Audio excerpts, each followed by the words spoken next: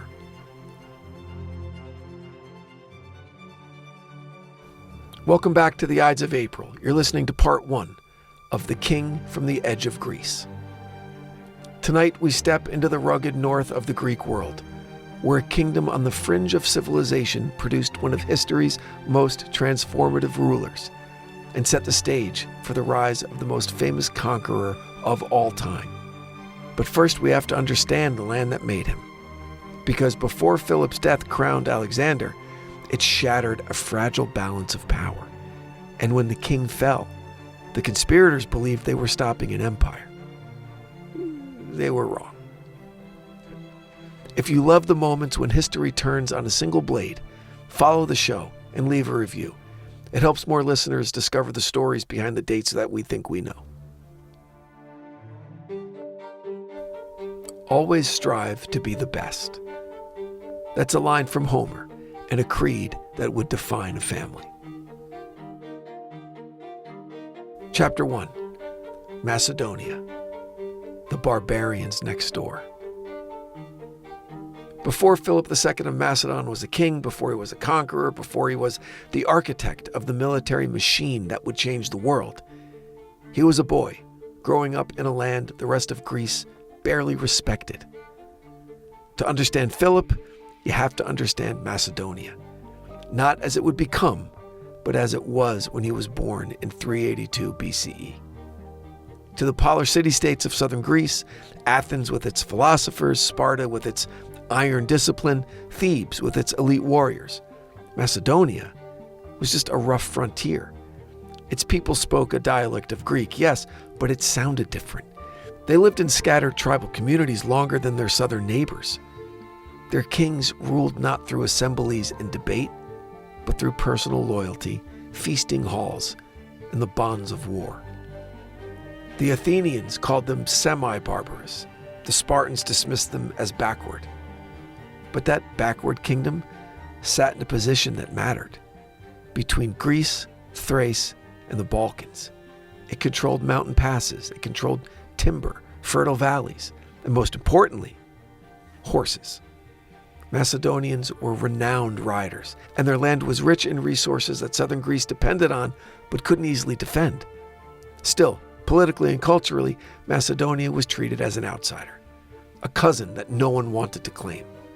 And Philip grew up inside that tension. He was the youngest son of King Amyntas III, born into a royal house that was anything but secure. Macedonia in Philip's youth was fragile. Illyrian tribes threatened from the west, Thracians pushed from the east, Greek city-states meddled when it suited them. Kings rose and fell with alarming speed. Assassination wasn't an abstraction. It was a risk woven into daily life at court. Philip learned early that survival in Macedonia meant adaptability.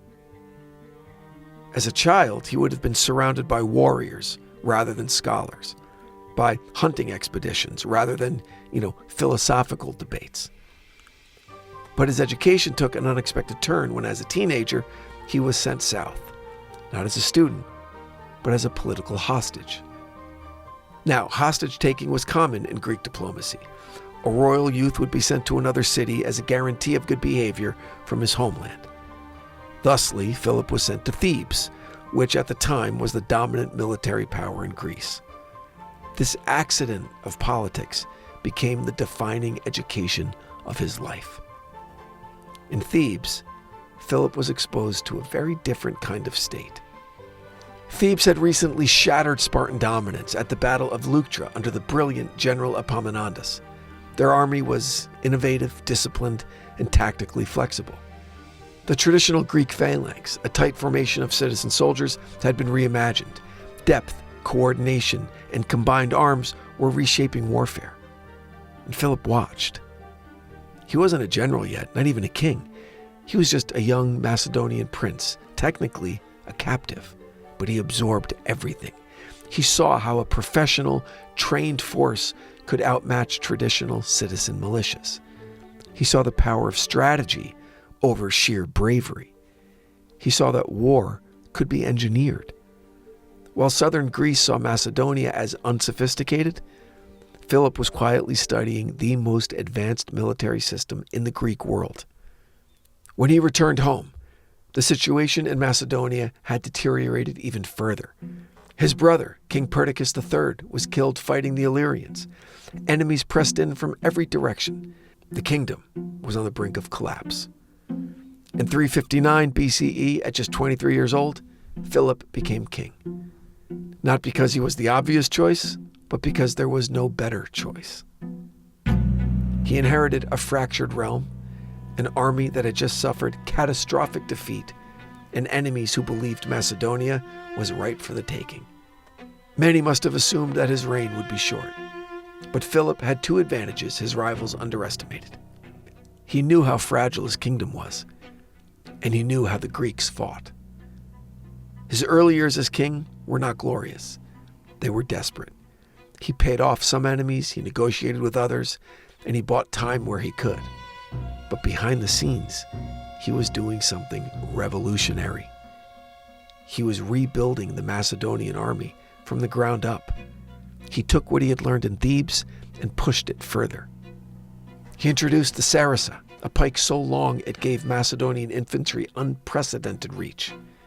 He turned the army into a year-round professional force, not just a seasonal militia. Then he trained them relentlessly. He integrated cavalry, Macedonia's natural strength, with infantry in ways that Greek armies hadn't fully realized. This wasn't just reform. It was complete reinvention. Philip was not trying to make Macedonia more like Athens or Sparta. He was forging something new, a hybrid of Greek tactics and Macedonian mobility, of southern discipline and northern toughness. And as his army transformed, so did Macedonia's place in the world. The barbarian kingdom was becoming the most modern military power in the Greek world. Philip never forgot how the Greeks had once dismissed his homeland. That memory shaped his ambition. He didn't simply want Macedonia to survive. He wanted it to dominate. He wanted the southern city-states to recognize, if not respect, his authority. This boy from the edge of Greece had grown into a king who understood both worlds, the rough pragmatism of Macedonia and the strategic sophistication of Greece. He would use that understanding to redraw the political map of the Hellenic world. But before he could conquer Greece, before he could even dream of Asia, he had to do something no Macedonian king had ever truly achieved. He had to turn a loose, embattled kingdom into a unified state that could outfight, outlast, and outthink every rival around it. Philip didn't inherit greatness. He built it from the margins inward. Chapter 2. The King Who Refused the Margins. When Philip took the throne of Macedonia, he did not inherit a stable kingdom ready for expansion. He inherited a land accustomed to reacting rather than directing, to surviving crises rather than shaping the future. What made Philip so remarkable was not only that he stabilized Macedonia, but that he transformed it into the power that would dominate Greece and also threaten Persia. unheard of at the time. He understood that warfare in the Greek world had changed. The citizen militias of the classical city-states, brave and disciplined though they were, fought seasonally and often reluctantly. Their loyalty was civic and temporary. Philip envisioned something different. A permanent, professional army loyal not to a city assembly, but to a king who could reward success with land, with wealth, with honor. He began by reorganizing the infantry into the famous Macedonian phalanx, equipped with the sarissa, a pike so long it extended well beyond the reach of traditional Greek spears. Rows of soldiers stood in depth, their overlapping pikes forming a moving wall of sharpened wood. This formation alone didn't guarantee victory, but in combination with relentless training and coordination, it gave Philip a decisive advantage. And more important than the weapon was the system behind it.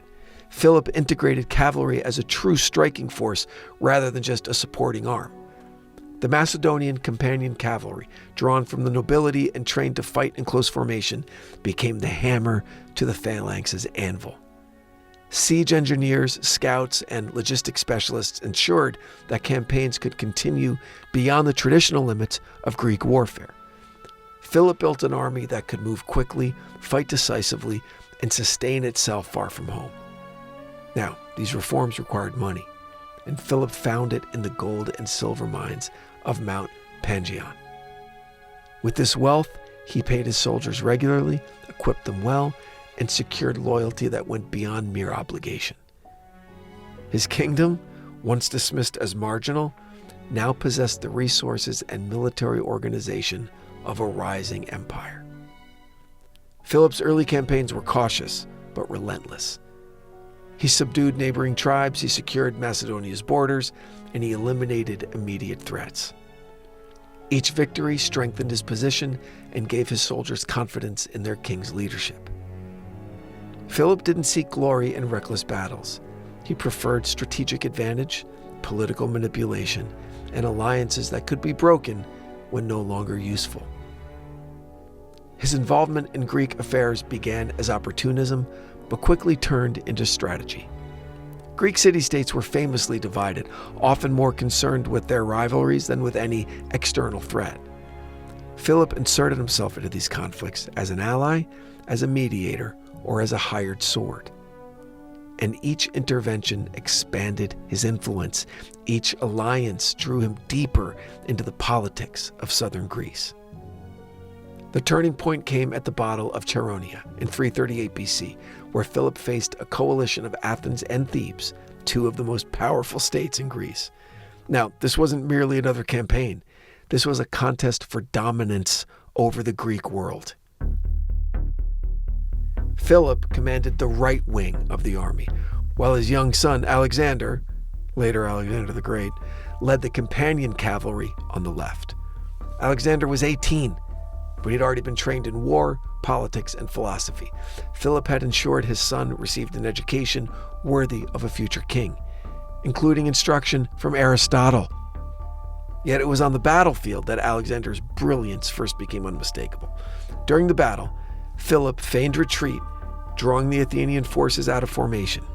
At the decisive moment, Alexander led a cavalry charge that shattered what was called the Sacred Band of Thebes, an elite unit long considered invincible. The Greek coalition collapsed, and with it, the last realistic resistance to Macedonian supremacy. Now, Philip didn't destroy Greece after his victory. Instead, he convened the League of Corinth, a federation of Greek states under his leadership. He presented himself not as a conqueror, but as a unifier. The League's stated purpose was a campaign against Persia, the old enemy of Greece. And this vision gave Philip's dominance a higher cause and allowed Greek cities to retain nominal autonomy while acknowledging Macedonian leadership. Behind the scenes, Philip's personal life was as complex as his politics. He married multiple times, forging alliances through marriage as easily as through treaties. His most famous wife was Olympias, a princess from Epirus and the mother of Alexander. Olympias was intelligent, fiercely protective of her son, and deeply involved in court politics. Her influence would echo long after Philip's death. So Philip fathered 7 children, but Alexander obviously stood apart. From an early age, the boy displayed intelligence, intensity, and an unyielding will. One story preserved by ancient writers captures the relationship between father and son. A wild horse was brought before Philip, too unruly for any man to ride. Now, young Alexander noticed that the animal was actually frightened by its own shadow, literally. So Alexander turned the horse toward the sun, mounted it, and rode it with ease. Philip was moved to tears and told his son that Macedonia was simply too small for him. Now this horse was Bucephalus, and the moment revealed something essential. Philip saw not only courage in Alexander, but perception and insight. He recognized that his son possessed a mind that could see what others missed. And Alexander would ride that horse into every battle of his short life. By the time Philip stood at the height of his power, Greece lay under his influence, his army was unmatched, and Persia beckoned as the next great challenge. He had accomplished what no Macedonian king before him had even imagined possible. He had taken a kingdom on the margins and made it the center of the Greek world. But in doing so, he had also created tensions that would ultimately prove fatal. His court was filled with rival factions, resentful Greeks, ambitious nobles, and a family dynamic that was anything but simple. Philip had unified a nation and humbled its neighbors, but the very success that made him indispensable also made him vulnerable. As he prepared for the grand campaign that would carry Macedonian arms into Asia, he couldn't have known that his greatest legacy would not be the empire he intended to build, but the son he would leave behind to build it. Our dogs are family, and they deserve food that treats them that way. That's why Ollie makes meals with fresh, human-grade ingredients you can actually recognize. Chicken, beef, carrots, blueberries, spinach, no fillers, no byproducts, just real nutrition slow-cooked to keep your pup healthy and energized. Shinier coats, better digestion, more energy, and with 5 protein-packed flavors like beef with sweet potatoes or turkey with blueberries, your dog may be eating better than you. Every plan is customized to your dog's age, breed, and activity level, and delivered right to your door in perfectly portioned, easy-to-serve packs. Simple, fresh, and made just for them. Now here's how you can try it. Your dog's well-being starts with their food, and that's why Ollie delivers fresh, human-grade food that your dog will love. Head to ollie.com/Ides. Tell them all about your dog and use code IDES to get 60% off your welcome kit when you subscribe today. Plus, they offer a happiness guarantee on the first box, so if you're not completely satisfied, you'll get your money back. That's OLLIE.com/IDES and enter code IDES to get 60% off your first box. Most people can't name every financial account they have or what any of them are really worth. A 401k here, an old brokerage there, a few credit cards, maybe a forgotten savings account. It's a kind of financial fog, and it's costing people money. Monarch cuts through that fog. It's an all-in-one personal finance platform that brings your entire financial life together, cleanly, clearly, and instantly on your laptop or your phone. Link your accounts in minutes, see where your money's actually going, and take control of it. Monarch does the heavy lifting. Smart categorization, powerful visuals, and planning tools trusted by professionals. It's been named Best Budgeting App of 2025 by the Wall Street Journal, Forbes' Best App for Couples, and listed among CNBC's top fintech companies in the world. Don't let financial opportunity slip through the cracks. Use code IDES at monarch.com in your browser for half off your first year. That's 50% off your first year at monarch.com with code IDES.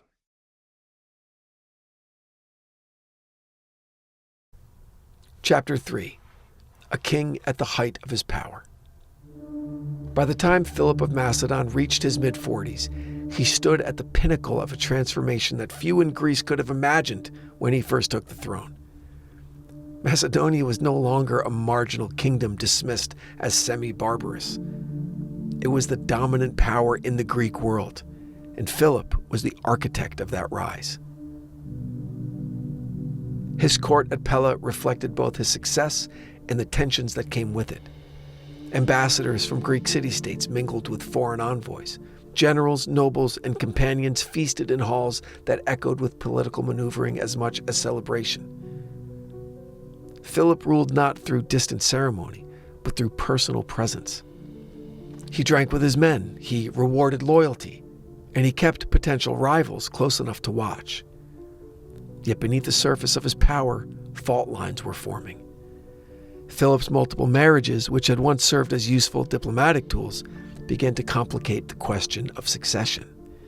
His union with Olympias had produced Alexander, but Philip's later marriage to a Macedonian noblewoman introduced the possibility of a new heir considered fully Macedonian by certain factions at court.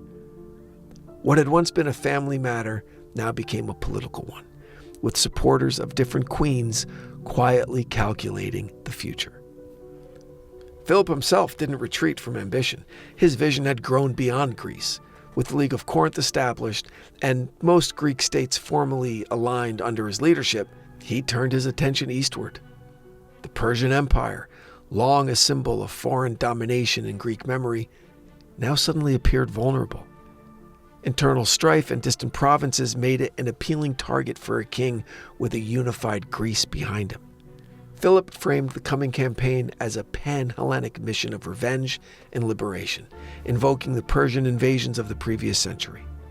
Yet his motives were more than historical. Conquest promised wealth and prestige, and a unifying purpose that would keep the fractious Greek states focused outward rather than inward. Preparation for the Persian campaign occupied his final years. Troops were gathered, alliances were reinforced, garrisons were placed strategically to maintain order in Greece while the main army would be abroad. Philip understood that a campaign of such scale required not only military strength, but political stability at home. And yet, stability was precisely what eluded his own house.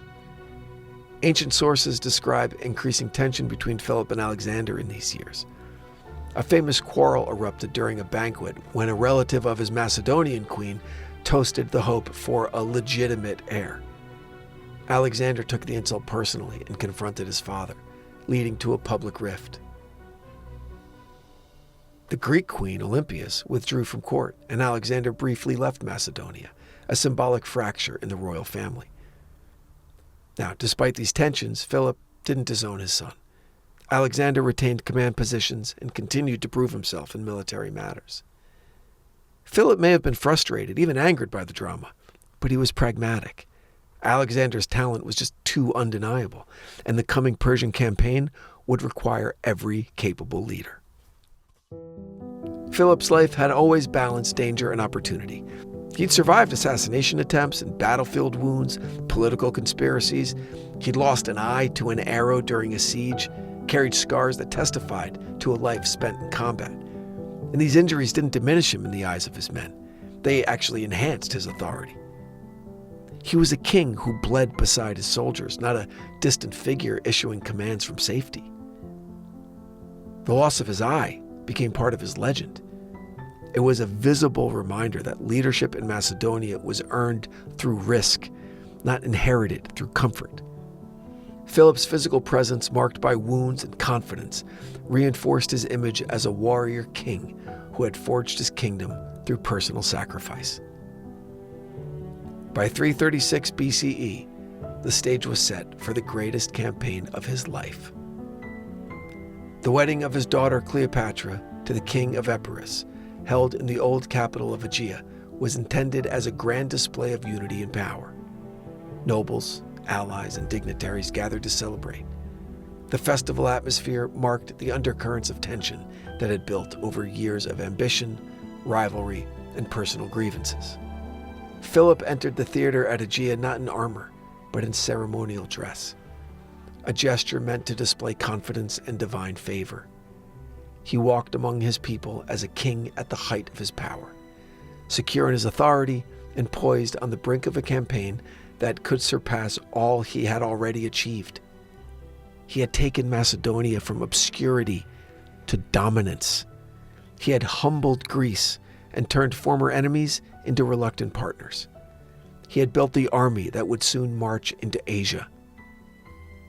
His life's work was converging into a single monumental enterprise. What he didn't know was that the threats he had long managed on the battlefield and in diplomacy were now crystallizing in a more intimate form. Court rivalries, personal humiliations, and political resentments had combined into a plot that would strike not at his army or his alliances, but at his life. Philip had always believed that danger could be met head-on, negotiated, or crushed through strength. But at Aegea, amid celebration and ceremony, he would face a different kind of enemy, one that didn't announce itself with banners or armies, but with a single blade, carried by a man he trusted enough to keep close, very close. His death would come at the moment of greatest promise, just as the path to Persia opened before him. And in that sudden ending, the future he had prepared wouldn't vanish. It would pass into the hands of the son whose destiny he had glimpsed years earlier. Philip of Macedon reshaped the Greek world through force of will, military innovation, and relentless ambition. He rose from the margins to command the center, and in doing so, he built a structure strong enough to outlast him. Yet the height of his power was also the moment of his greatest vulnerability. For a king who had mastered armies and alliances, the final danger came not from a rival state, but from within the circle of his own court.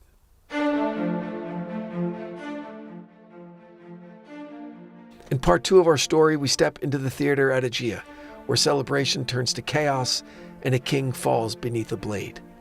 We'll meet the assassin, explore the moves behind the plot, and ask whether the conspirators achieved what they intended, or instead, unleashed a force that would change the world far beyond their or anyone's imagining.